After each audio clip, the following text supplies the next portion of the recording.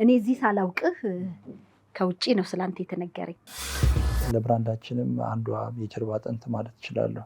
በጣም ማከብራት መውዳት። በቀጠሮ ነው በራችሁ ክፍት አይደለም? 10 መደወል እንዴት ሆነ ልብሱ የት ነው ያለው ምንድነው ምናምን። ውስጥ 3 ዓመት ሆኖታል ቀጠሮ ብቻ ካረግ ነው። ራሻ ነው ተወልደን? አዎ ተወልደን አደገን ራሻ። ሼፍ ዮሐንስም ቬሮኒካ አዳነ፣ ላይፍ ኦፍ አቤል፣ ባዩሽ ከበደ ከ3 ናይት ክለብ ሰርታ በሁለቱና በሶስተኛው መካከል ወጣ ነበር ለሊት የምትመጣው። ብዙ ሰው ከመስመሩ አልፎ ሰፖርት አድርጎኛል ብዬ አምናለሁ። ታላቅ መንፈሳዊ ጉዞ ወደ በርሜል ቅዱስ ጊዮርጊስ ጸበል በኤልሻዳይ በጎ አድራጎትና መንፈሳዊ የጉዞ ማህበር የተሰናዳ። በጉዞ ለመሳተፍ ካሰቡ በ0965 45 45 45 ላይ ይደውሉ። ኤልሻዳይ በጎ አድራጎትና መንፈሳዊ የጉዞ ማህበር።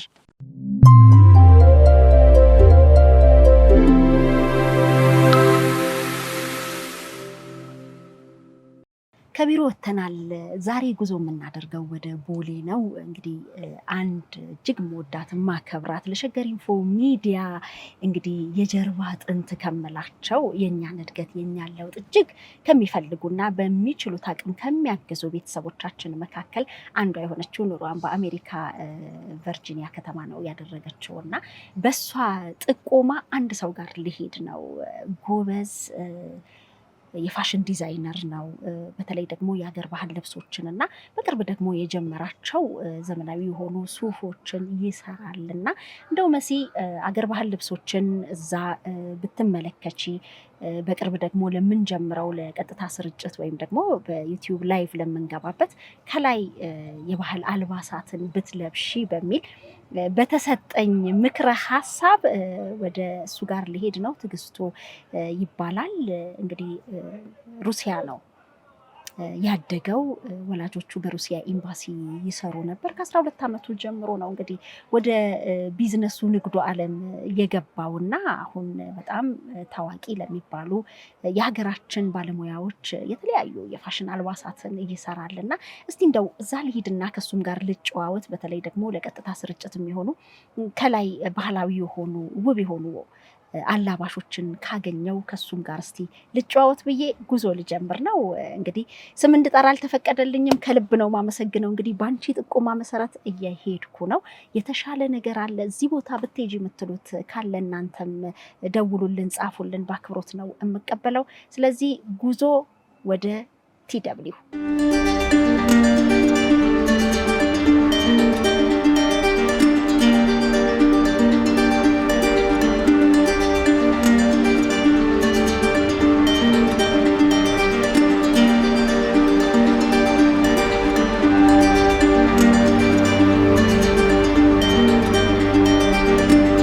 ደርሰናል።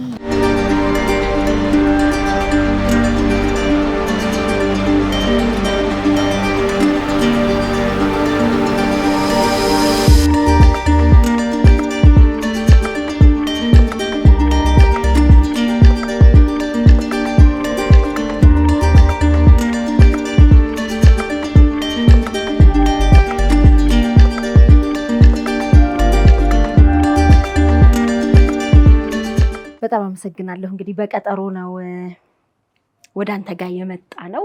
ቀደም ሲልም እየገለጽኩ ነበር ያው ስሟን እንድጠራ ስላልተፈቀደልኝ ወደ አንተ የላከችኝ እንግዲህ ለልጇ ምርቃት በጣም አስደስታት እንደው ይሄንን ሰው ጎብኚው እዩ እና ከሱ ጋርም የተለያዩ ልብሶችን ማዘዝ ይቻላል ብላኝ ነውና ስለፈቀድክልኝ አመሰግናለሁ። ቴንኪው መሲ ስለመጣሽ አመሰግናለሁ። አክብረሽን በጣም እናመሰግናለን። ራስህን እስቲ ያስተዋውቅልኝ። ስላንተ ጥቂት ነገር እስቲ ንገረን። ዲዛይነር ትግስቱ ወርቅነህ እባላለሁ። የምንሰራው ፋሽን ላይ ነው። የአገር ባህል ልብሶችን ስንሰራ ለተወሰነ ዓመታት ቆይተናል። አሁን ደግሞ ወደ ሱትም ኤክስፓንድ አድርገን ከጣሊያን ሀገር ጨርቆችን አምጥተን እየሰራን እንገኛለን። በአገር ባህል ልብሶቻችን ላይ ያው የባህል አልባሳቶቻችን የኛ መለያዎቻችን መገለጫዎቻችን ናቸው። አውደ ዓመት ሲመጣ የተለያዩ ዝግጅቶች ላይ እጅግ ከሚያፈኩን ከሚያደምቁን አልባሳቶቻችን መካከል የአገር ባህል ልብሶቻችን ናቸው።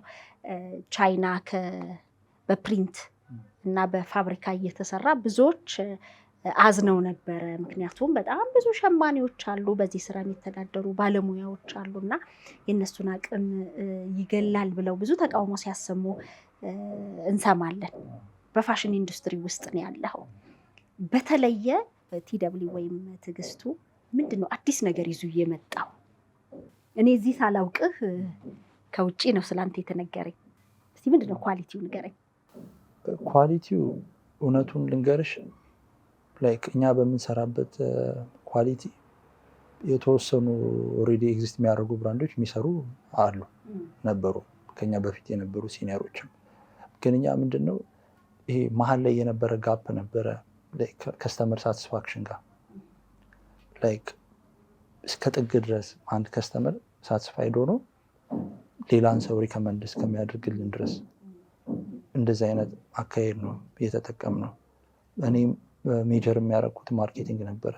አዲስ አበባ ዩኒቨርሲቲ ኮሜርስ እንማርና 2ኛ ዓመት ተማሪ ያለው ነበረ ይህን ጆርኒ የጀመርኩት እና እዛ እየተማርን እዚህ ደግሞ እየኖርኩት ነበረ።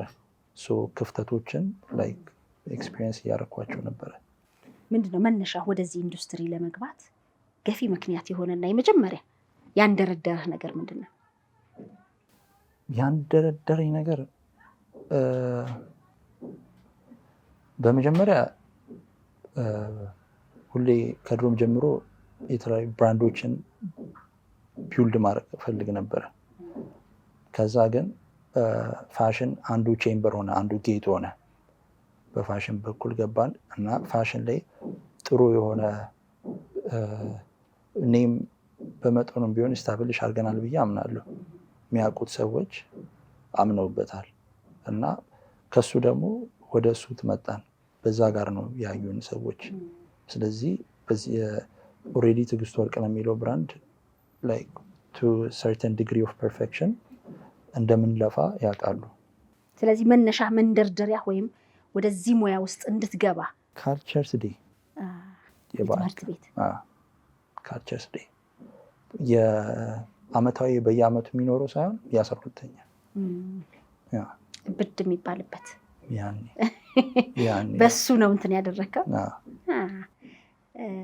አንድ ቪዲዮ እየተመለከትኩ ነበር። የአርቲስት ባዩሽ ከበደ ወይም ሚጡ መታ የተለያየ ቀለም የራሷን ዲዛይን በቃ ይሄ ይሁንልኝ ስትል ያንን ወስደ ወደ ሀገር ልብስ ጥበብ አምጥተኸዋል። ግራፊክስ ላይ አይደለ? እንደሱ አይነት የሰራሃቸው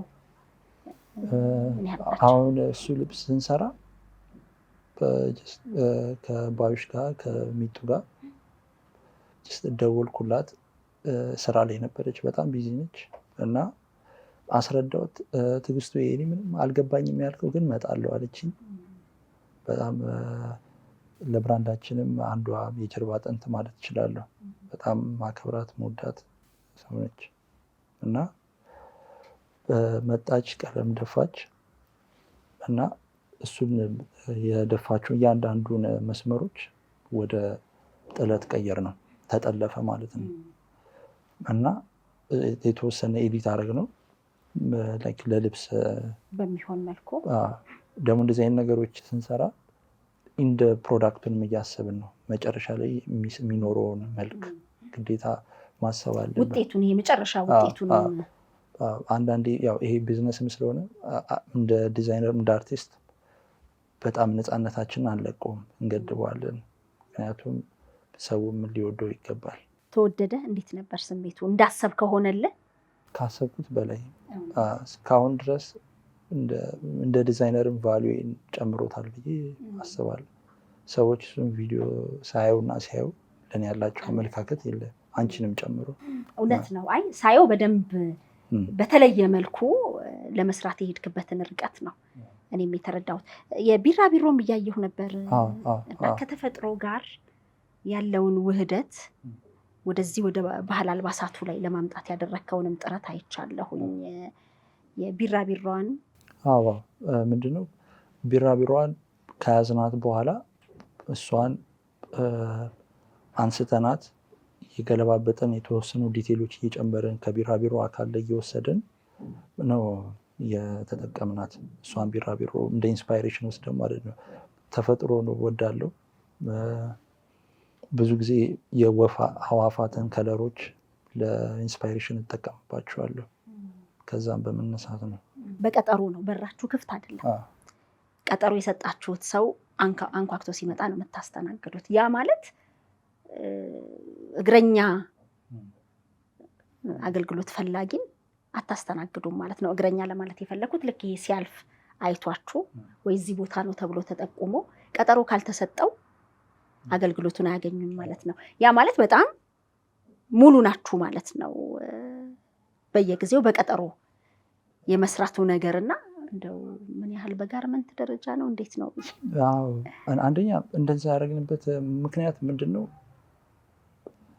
ከብራንዲንግም አንጻር ነው። ከመጀመሪያም ስትጀምር በቀጠሮ ነው። አንድ 10 ወር አካባቢ ክፍት ሆኖ አድርገን ነበር። ግን በዛ መሀል ብራንዱን የማያውቅ ሰው ይመጣል እና ብራንዱን የማያውቅ ሰው ሲመጣ ደግሞ ምን ተቸገርን? አሁን ሌሎች ኢንዱስትሪ ላይ ከማን ነው ሌላ ቦታ አሰርተው ያላቸውን ኤክስፒሪየንስ እኛ ጋር ደግሞ መደገም በዛ 10 መደወል እንዴት ሆነ ልብሱ የት ነው ያለው ምንድነው ምናምን።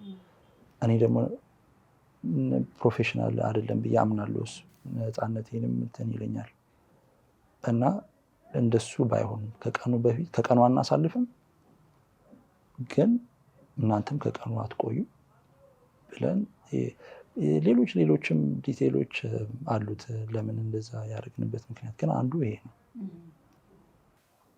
ስለዚህ በቂ ያገኛችሁ ከ10 ወር በኋላ? ካሰብነው በላይ አሁን ኦልሞስት 3 ዓመት ሆኖታል። ቀጠሮ ብቻ ካረግነው ተመስገን ነው፣ ክብሩ ይስፋ። በተለይ ደግሞ በሪከመንዴሽን ነው አይደል? እኛ አሁን አብዛኛው መስራት የምንፈልገው ከስተመሩ ላይ ነው። ትልቁ ኢንቨስትመንታችን ከስተመር ነው። ላይ እሱ ማሳመን አለብን። እሱ አምኖበት ለሌላ ሰው ሪከመንድ ያደርግ። እኔና አንቺ አሁን እንዴት የተገናኘ ነው? አንድ ቨርጂኒያ ያለች ወዳጃችን ነች ያገናኘችን ደንበኛችን። እሷን ደግሞ እንዴት ተገናኘ? እሷን ደግሞ ሌላ ሰውን ያገናኛችሁ። ትሪውን ባሳይሽ አሁን ቻርት ላይ አድርገን ምናምን በጣም ክሬዚ ነው። እንዲህ ይላል፣ ከዛ ይሄኛው እንዲቀጥላል፣ ከዛ ይሄኛው በጣም እንትን ነው። ግን ሪስኩ ደግሞ የዛኔ ያህል ምን እንደሆነ ታውቂያለሽ? እዛ ጋር አንድ ሰው ከትሪው መሀል አንድ ሰው ብታስቀይሚ ወይ የሆነ እንትን ቢኖር ያ ብዙ ነገር ትንጃለሽ።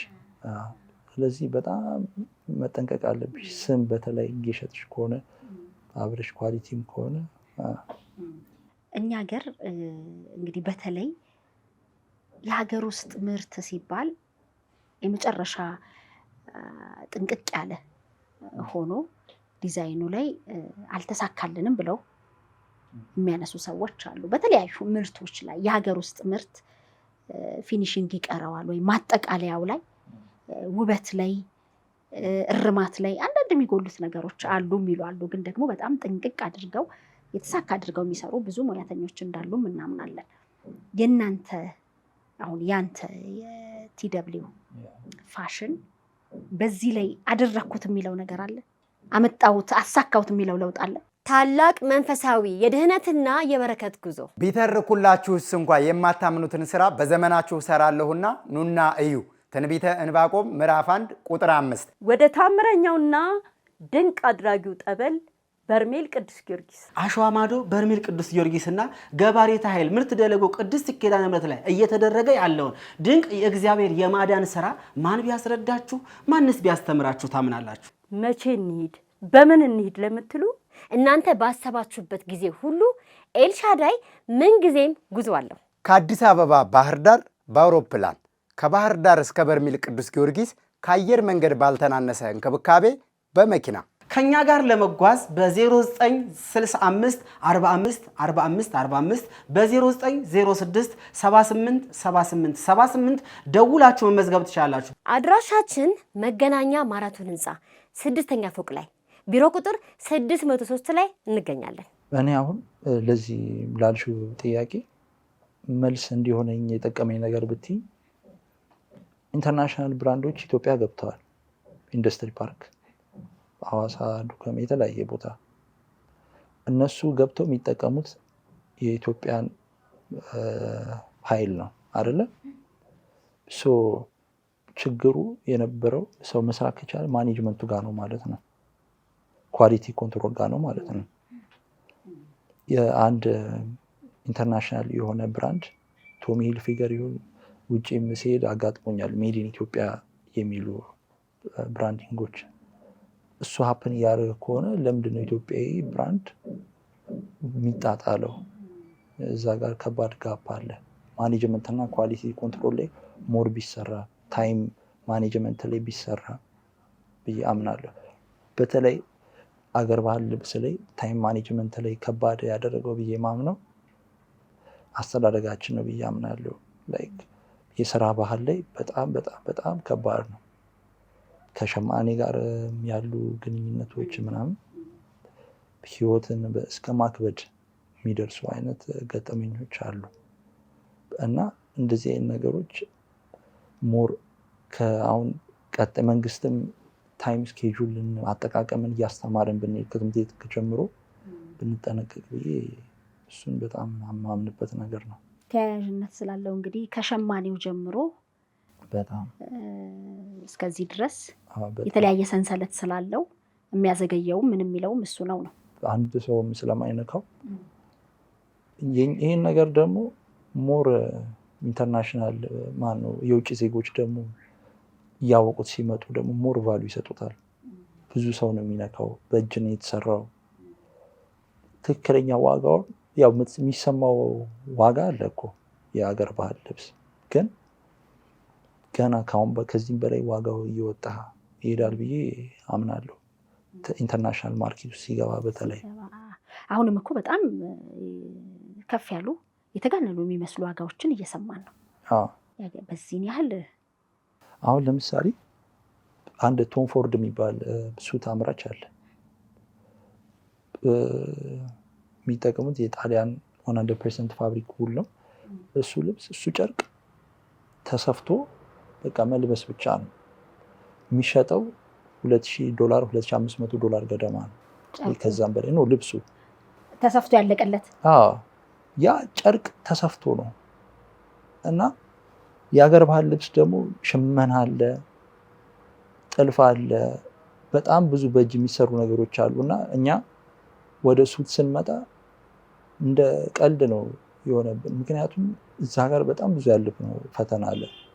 ይህ ያለቀለት ጨርቅ እጃችሁ ይገባል። ጨርቅ ሰፍተን በስፌትም በደንብ ስለገፋንበት ላይክ ኖርማል ነገር ነው። ያ ግን አሁን አስቢው የተመረተ ጨርቅ እየሰፉ $2500 የሚሸጡ ካምፓኒዎች ካሉ ሁሉ ነገር በእጅ ተሰርቶ ደግሞ ምን ያህል ዲማንድ እንደሚኖሩ የጊዜ ጉዳይ ነው እንጂ ትላልቅ ሱቆች ሚላን ላይ፣ ሮም ላይ ወይም ኒውዮርክም ላይ አበሻ ልብስ ሱቆች በሀይ ሌቭል ደረጃ ይኖራል ብዬ አስባለሁ።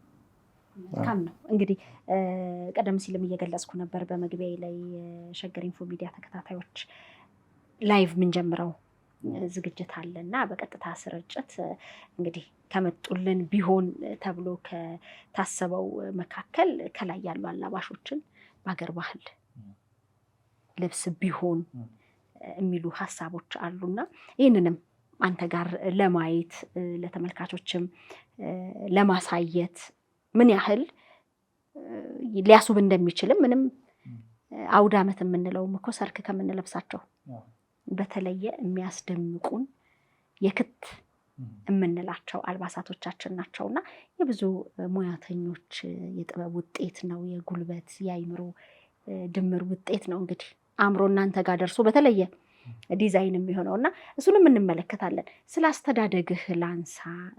ሩሲያ ነው ራሻ ነው ተወልደህ? ተወልደን አደገን ራሻ ሞስኮ። የተወለድከውም እዛ ነው? የተወለድኩት እዛ ነበረ። ቤተሰቦቼ በስራ ጉዳይ እዛ ነበሩ። የኢትዮጵያ ኤምባሲ ሰራተኛ ነበሩ። ወደ 30 ዓመት በላይ የኢትዮጵያ ኤምባሲ ዲፕሎማሲ ብዙ ጥረት አድርገዋል እና በተለይ ደግሞ በፊት ላይ የደርግ ተማሪዎችም ነበሩ። በተለይ ወደ ራሻ ነበር ለትምህርት ስኮላር የሚያገኙት። ከዛም በኋላ ደግሞ ከኢህአዴግም ጊዜ ደግሞ ብዙ የመሳሪያ እንትኖች እያሉ ማዘር ስትነግረኝ አንተ ተወልደ 16 ቀን ነው የታረስኩት አልጋ ላይ የወኩት። ከዛ በኋላ ወደ ስራ ነይ ግቢ ተባልኩና ፕሬዚዳንት ጠቅላይ ሚኒስትር መለስ ዜናዊ ለስራ ጉብኝት ይመጣ ነበርና ብዙ ከባባድ የሚፈረሙ ኮንትራቶችም ስለነበሩ እና በዛ ፍጥነት ነው ተነስታ። ከባድ ነው የወለደች እናት ገና ወገቧ ሳይጠገን በ15 በ16 ቀን። ግን ደግሞ የስራ ባህሉን ለማሳየት ነው ወይስ ምን ያህል ቻሌንጅ እንደነበረ ሊነግሩ ነው ይሄን ያጫወቱ? አንዳንዴ ምናልባት የሞራል መድከም ስታይብኝ ይሆን የሚገርምሽ። አሁንም ቢሆን አሁን ብዙ ሰው የውጭ ሰው ምናምን ቤተሰብ እንዴት ነው ደስ ይላቸዋል ወይ ምናምን ብሎ ይጠይቀኛል። ግን ገና እስካሁን አልተዋጠላቸውም። ይበልጥ ነው የሚጠብቁ ማለት ነው። እንግዲህ በጊዜ ነው ደግሞ ብዙ ጊዜ ከፋሚሊ ጋር ምናምን ያለው እንትን እሱ ነው። ጀስት ግን ኢንተርናሽናል ምናምን እንድንሆን ነው የሚፈልጉት እነሱም። አብዛኛው በልጅነታቸው ወጥተው ህይወታቸው እዛ ስለነበረ ማዘር እንደዛ ነው መሰለኝ የምጠብቀው። አንድ ፎቶ እየተመለከትኩ ነበር እንግዲህ በ10ዎቹ እድሜ ላይ ሆነ ስቴዲየም ውስጥ ይመስለኛል። እዛው ሞስኮ ነው? ኢትዮጵያ ቴሌቪዥን ላይ ተላልፎ ነው? እንዴት ነበር እሱ ዘገባ? ዮናስ ተሾመ ጋዜጠኛ ዮናስ ተሾመ የስፖርት ጋዜጠኛ የሰራው ዘገባ ነበረ። ምንድነው 12 ዓመቴ ነበር ካልተሳሳትኩ፣ የ6ኛ ክፍል ተማሪ ነበርኩኝ። በዛ እድሜ ያለው አባቴ በህይወት ተለየን እና ከዛ በኋላ ለለቅሶ ለመቀመጥ ወደ ራሻ መሄድ ነበረብን እና ያኔ ደግሞ IAAF የሚባል ትልቅ በኦሎምፒክ ደረጃ ያለ ኢቨንት ይካሄድ ነበረ። ብዙ አትሌቶች የነበሩበት ጥሩነሽ ዲባባ፣ ገንዘቤ ዲባባ፣ መሐመድ አማን ብዙ ሰዎች የነበሩበት ውድድር ነበርና ማሊያ ከዚህ ገዛና ኢትዮጵያ ብሔራዊ ቡድን እዛ ወስጄ ለምን አልሸጥም የሚል ሀሳብ መጣ። ከዛ ይዤው ሄድኩኝ። ብዙ ገዝተን ማለት ነው። በዛ እድሜህም? አዎ እንደዛ ነገር። ከዛ ደግሞ ያው ማዘር ብዙ አትደግፈኝም ነበር በዛ ጊዜ። በተለይ ደግሞ ይዘህ ስንሄድ እዛ የፋዘርም ለቅሶ ስለነበረ ተው ልጄ የአባቱ ለቅሶ ላይ ሸጠ ይባላል አይነት ነገር ይኖራል አለች። ግን ከዛ በኋላ ሰርቫይቭ አለው።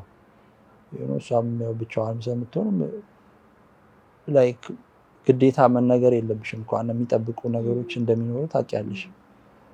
እና እዛ ሄድን፣ ተሸጠ፣ በዶላር ተሸጠ። የመጨረሻው እንደውም ማሊያ በጨረታ ነበረ የተሸጠው። ጥሩ ተቀባይነት ነበረ። ጥሩ ነበር። በስቴዲየም ውስጥ ያው የምታያቸው ሰዎች እዛ ዳር ላይ ግን እንደውም ያለችው ማዘር ነች፣ ጥቁር ለብሳ ከጎናቸው ነበረ። ልጅነትህንም ሲያዩ ያለውንም ነገር ያበረታታል። ስለዚህ ይሄ በደንብ አድጎ አሁን በፋሽን ኢንዱስትሪው ደግሞ የራስህን መልካም ስም ለመገንባት ጥረት እያደረክ ነው ያለው። TW ጋር መተናል። የተለያዩ የሀገር ባህል አልባሳት እንዲሁም ደግሞ ሱፎችን እየሰራ ነው። በምን ያገኙህ? በቀጠሮ ከሆነ በኢንስታግራም ላይ መጻፍ ይቻላል። ካልሆነም ደግሞ በስልክ ቁጥራችንም 0904 00 31 81 በዚህ ስልክ ማግኘት ይቻላል። በፌስቡክም በዋትሳፕ በተለይ ቢጽፉልን፣ ዱባይ ላላችሁ ደግሞ በቦትም መደወል ይቻላል። መልካም። አንተ የፋሽን ዲዛይነር ሆነህላቸው ፊት ለፊት የወጡ ልናነሳቸው የምንችላቸው አሉ? ለምሳሌ መወዳቸው ማከብራቸው ሰዎች ናቸው። ሼፍ ዮሐንስም፣ ቬሮኒካ አዳነ፣ ላይፍ ኦፍ አቤል፣ ባዩሽ ከበደ፣ ከካስማሰም ጋር እየሰራ ነው ፕሮጀክት አለ። ከእሱ ጋር እንደውም ከካስማሰ ጋር የተለየ ለየት ባለ መልኩ በጣም እንትን የተወሰነ እንትን ብለህ ነበር ካልወጡት ፕሮዳክቶቻችን አንዱ ነው። ማንሳት ይቻላል ወይስ ሲወጣ ነው ስለዚህ ነገር መናገር? አይ ችግር የለም፣ እስቲ ንገረን። ማውራት እንችላለን። እዚህ ጋር የምታዩ ከፊት የጋሻ ምልክት የጋሻ ግማሽ ጋሻ አለ። እሱን የተጠቀምነው እሱ ፕሮዳክት ትንሽ ለእኔም ስፔሻል ከምላቸው ፕሮዳክቶች ነው። በጣም ካስማሰ ማለት ነው። ጊዜ በደንብ ሰጥቼው የሰራሁት ፕሮዳክት ነበረ። ሙዚቃውን እንዴት እንስራ አልኩት። ይሄ ልብስ ልስራልህ ስለው ሞሮፍ ሙዚቃዬን አዳምጠህ እሱ ከዛ ውስጥ ያገኘውን ነገር ወደ ልብስ ብትቀይረው ለእኔ ሞር ቫሊዩም ይኖራል አለ። እሺ ብዬ የተለያዩ ኮንቨርሴሽኖች ነበሩን፣ በስልክም እየተደዋወልን ሙዚቃው ላይ ያልገባኝ ነገሮች እንደውም በጣም ደጋግሜ ከመስማት የተነሳ ሙዚቃውን ግጥሙን ማዘር ሰምታ የምትጨርስበት አጋጣሚ ቤት ውስጥ ከመስማት የተነሳ በጣም ነበረ ደጋግሜ የሰማሁት ስራዎቹን። የዚህን ያህል ነው በዛው ዲቴሉ ምን ያህል እንደምንለፋ ለምን ልነግርሽ ብዬ ነው። እሷም እንደ ግጥሙ እንደምትጨርሰው ነገርኩሽ። እና ከዛ ተነስተን የተለያዩ ዲቴሎች አስገባንበት ፕሮዳክቱ ላይ። አሁን እዚህ ጋር የምታየው የፊት ለፊት የጋሻው እንደ ሙዚቃውን ሰማ ሞሮፍ ባህልን ወግን ሪፕሬዘንት ያደርጋል፣ ይጠብቃል። ሙዚቃውንም ሲለቅ ብዙ ሰው በጉጉት ነው። ታላቅ ሰዎች አጎቶቼም ብዙ ሰዎች የሆነ አንተ የሚያክል ልጅ አንተን የመሰለ ልጅ ቲቪ ላይ እኮ አየነው እንደዚህ ምናምን ክሊፑን አይተው ወደዱት። እና እንደ ጋሻ ለማለት ሪፕሬዘንት ለማለት ካባው ላይ ማለት ነው፣ ከኋላ የተሰራው ቲሸርቱ ከፊቱ ማለት ነው። እና ከዛ ደግሞ ይኸውልሽ ከጀርባ የምታየው ደግሞ እሱ ግጥሞች ሙዚቃዎቹ ላይ እንዲህ ካስማሰም ሲል ምናምን እንዲህ ንጉሱ እንዲህ ብሎ ሪፕሬዘንት ያደርጋል። ንጉሱን ሲምቦላይዝ ለማድረግ ራሱን እንትን ለማለት ነው። እና ስን ያደረግነው እሱን ለመወከለው መሀል ላይ ደግሞ የተሰመሩት መስመሮች የምታያቸው ጀኔሬሽናል ጋፕ ለመወከል ነው። ከዛ ከስር ያለው ያለፈው ትውልድ ነው፣ የላይኛው የኛ ትውልድ ነው አሁን ያለው። እሱን ነው። መሀል ላይ ገመድ አለ። በደንብ አስጠግተሽ ስታየው የተንጠለጠለች እንዲህ የያዘ ገመድ አለ። እሱ መሀል ላይ ያለውን ጋፕ እንደዚህ ለማጥበብ የሞከረ ነው። በአርቱ በሙዚቃው ሚለውን ሲምቦላይዝ ለማድረግ ነው። ከዛም ደግሞ ከፊት ለፊት ደግሞ እቺ በዳይመንድ ነገር ያለችው ቀስቱ እንዲህ ቀስት አድርገናት ጫፉ ላይ ዳይመንድ አደረግ ነው። ከዛ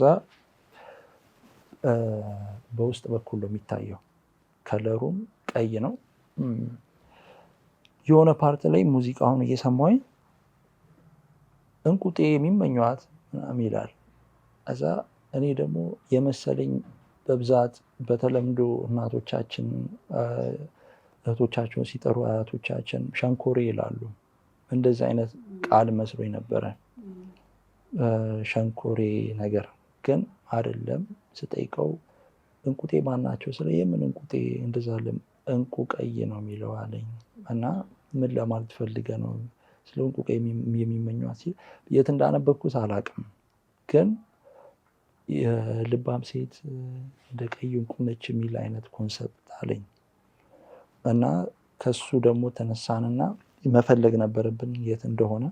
እሱ ጽሑፍ ያነበበበት ከዛ መጽሐፈ ምሳሌ ላይ ነው።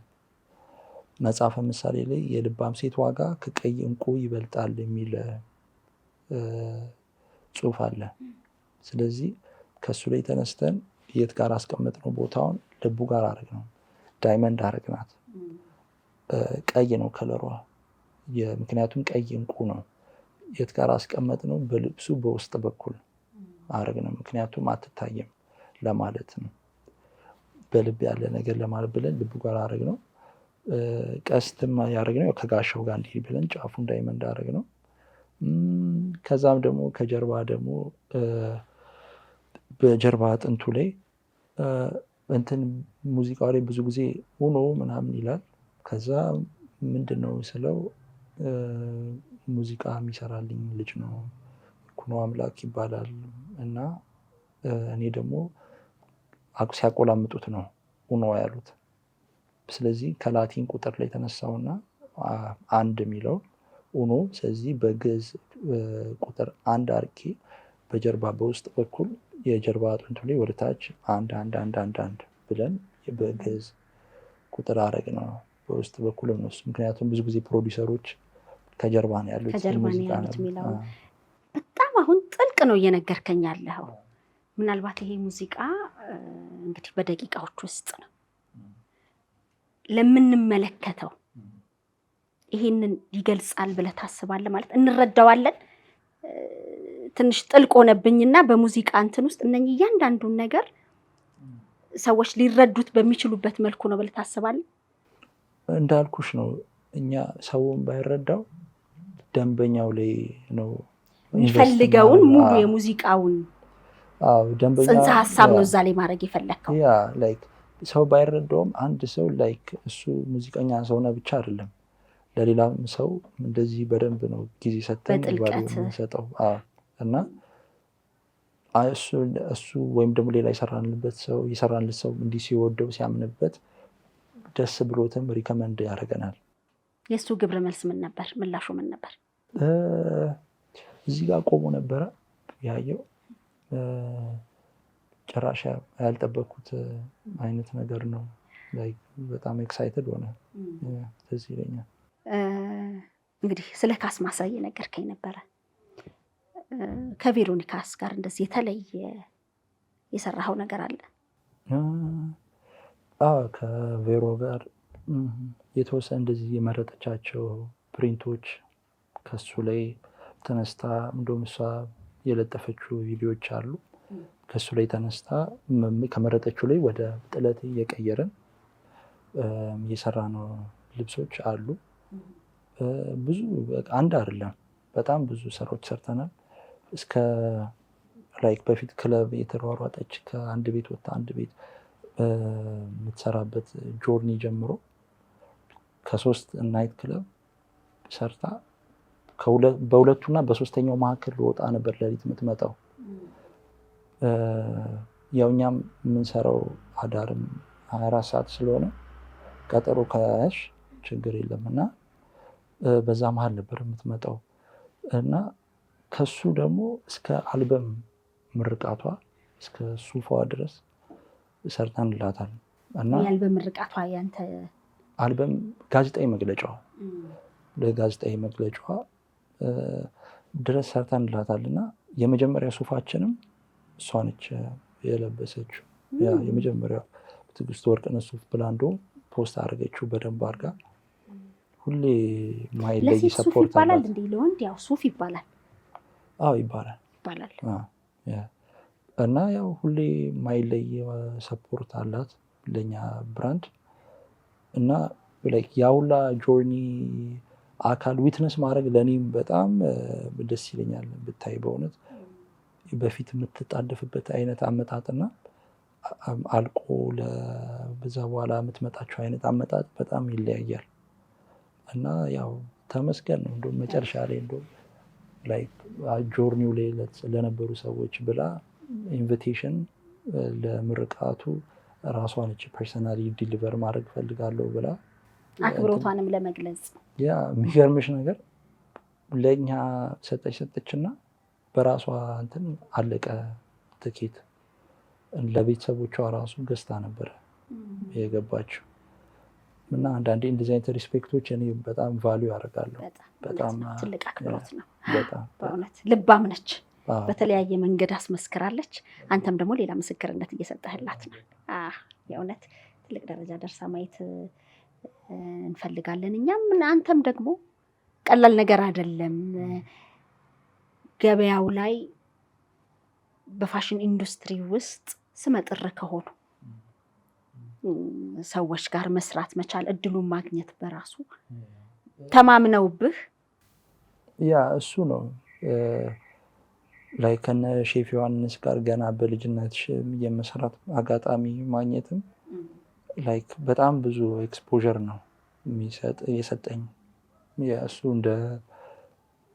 እንደ ወንድምም እንደ ጓደኛም እንደ ቢዝነስ ፓርትነርም የእሱ የተለያዩ ቢዝነሶች እኛንን ፋሽን አጋር የሆን ነው ማለት ነው። ላይክ ተፈራርመን ነው የምንሰራው። ብቻ ጆርኒያችን ላይ በጣም በጣም አሻራውን ሁሌ ከጀርባ የአንድ ፕሮጀክት ከመውጣቱ በፊት በጣም ያግዘኝ ሰው ነው። ሳላመሰግነው አላልፍም። በተለይ የምታመሰግናቸው ካሉ እድል ልስጥ። ከማመሰግናቸው አሁን የጠራናቸው ሰዎች ባዩሽ ከበደን በጣም ማመስገን ፈልጋለሁ። በጣም በጣም በጣም እኔ ፊት ልታማያቸው ማንም ሰው ከመማች ሰዎች አንዷ ነች። ቬሮኒካ አዳንም፣ ሼፍ ዮሐንስ፣ ላይፍ ኦፍ አቤል በጣም ማመሰግነው። ቤተሰብ ማመስገን ፈልጋለሁ። የተለያዩ ባለሀብቶችን ማመስገን ፈልጋለሁ።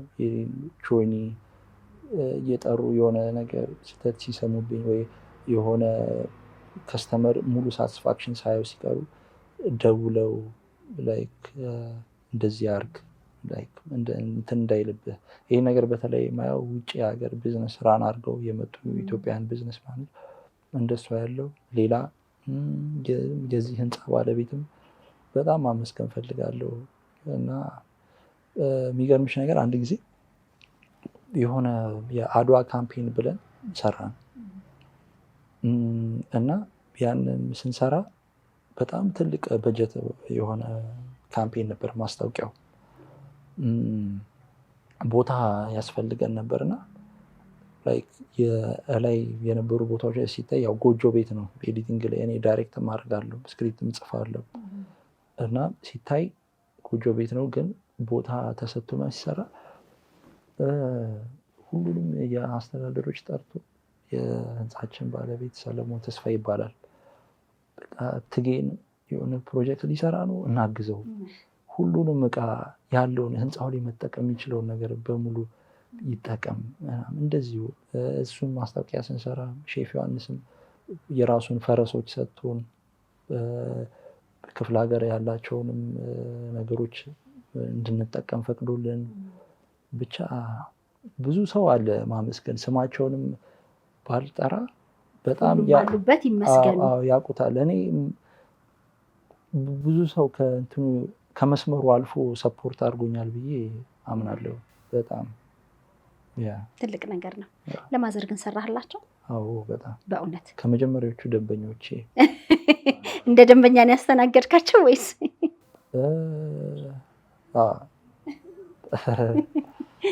ወደውታል? አዎ በጣም ያው መቼ ምንም ቢሆን የልጅ ስራ ያስደስታል። ቁም ነገር ላይ ደረሰልኝ የሚለውም ስለሚጨመርበት ደስ ይላታል በጣም። እንዲህ ስታይ ምናምን እንዲህ ወይ ቲቪ ላይ ወይ የሆነ ነገር ላይ ስታይ የስራዎቼ ወይም ደግሞ እኔም ስታይ ያስደስታታል በጣም። በተለይ ባለፈው የመቄዶንያ ፈንድሬዚንግ ላይ እንደዚህ ደንበኞቻችን እየደወሉ ገቢ አድርገው ነበረ አይተሹም ከሆነ እና ልጄ እንደዚህ ጥሩ ነገር ሰራ ብላ አስተባበረ ብላ እንደዚህ አይነት ኔትወርክ አለው ኢንፍሉዌንስ አለው ወይ ብላ ደስ አላት። ምን ያህል እያንዳንዱን ነገር ጥንቃቄ አድርገህ እንደምትሰራ ይሄ ማሳያ ነው። እንግዲህ እነ ቬሮኒካም እነ ሼፍ ዮሐንስም እንግዲህ የጠቀስካቸው ሙኒት መስፍንም አሁን አዲስ የምታወጣው አልበሟ ላይ የቪዲዮ ክሊፕ ላይ እኔ ነበርኩ ልብሷንም የሰራውላት። እሷ ጥሩ ወዳጄ ነች። በቅርብም ኢንተርቪው አድርጋ ነበር ሄደችው ለአልበሟ ላይ ስለተሳተፉ ሰዎች። እንደውም የሚገርምሽ ነገር አንድ ቀን ልብሱን በሰራንላት በስተኛው ቀን ደወለችልኝና ይሄ ትዕግስቱ እንዴት በጣም ነፃ ሰው ነች እና እንዴት ትዕግስቱ እዚህ ስራ ላይ የተሳተፉ ክሬቲቭ ሰዎችን ቪዲዮ ክሊፔ ላይ ማሳተፍ ፈልጋለሁ ብላኝ ደወለችልኝ። በደስታ ነው ያየኋት። ያደግኳት አርቲስት ነች እና 9ኛ ክፍል ላይ ያለው በተለይ የእሷን ሙዚቃ እያየሁ ነበር እየሰማሁ ነበር ያደግኩት። ስወጣ ከትምህርት ቤት የእሷ ሙዚቃ የሰማሁ ለብሳለሁ። ከዛ ስገባም ደግሞ ወዲያው የእሷን ሙዚቃ ለመስማት ነበርና ከእንደዚህ አይነት ትልቅ መወደው ሰው ጋር እንደዚህ የመስራት አጋጣሚ እና ክሊፓ ላይ ማካተተችኝ በጣም ደስ ይላል። እንግዲህ ሲወጣ እኛም የምናየው ይሆናል። በጣም ደስ ብሎኛል። ለየት ባለ በጣም ጊዜ ወስደህ ነው እያንዳንዱን ነገር የምትሰራው። እንግዲህ ለእኛም ለሸገር ኢንፎ ኃላፊነቱን ስጭኝና ከዛ አንድ ላይ ታዩታላችሁ ብለሃል።